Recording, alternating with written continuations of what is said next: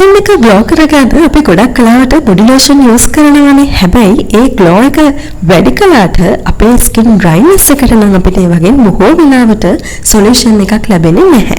ඉතින් ස්කින් ඩ්‍රයිනස් එකට සොලියුෂන් එකක් ලබා දෙන අතරම අපේ ස්කින් එක ග්ලෝ කරගන්න පුළුවන් නම් ඒක කොච්චර ලොකු දෙයක්ද නේද? ඉතින් ඔන්න අද අපි ඒ වගේ එකක් තමයි හදාගන්න යන්නේ. ඉතින් අපිට අවශ්‍ය නම් මේ විදිහට ඇලෝ වෙරා ජෙල්, ඊට පස්සේ අපි මේකට එකතු කරගන්න නම් වැස්ලින්.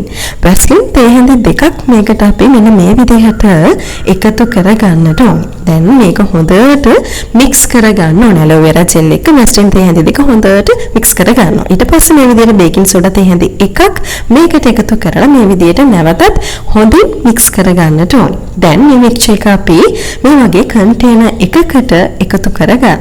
ඉතින් මේ කන්ටේනර් එකකට එකතු කරගෙන අපි මේක පැය භාගයක් විනාඩි 30ක කාලයක් තියලා තියන්නට ඕනේ. ඉතින් පැය භාගයකින් පස්සේ ඔයාලට මෙන්න මේ වගේ කන්සන්ට්‍රේෂන් එකක් තමයි දැක ගන්නට පුළුවන් වෙන්නේ. ඉතින් අපිට පුළුවන් මේක අපේ ස්කින් එකේ ඇප්ලයි කරගන්න. ස්කින් එක ග්ලෝ කරගන්න ගමන් අපේ ස්කින් ඩ්‍රයිනස් එකටත් සොලියුෂන් එකක් දෙන්න.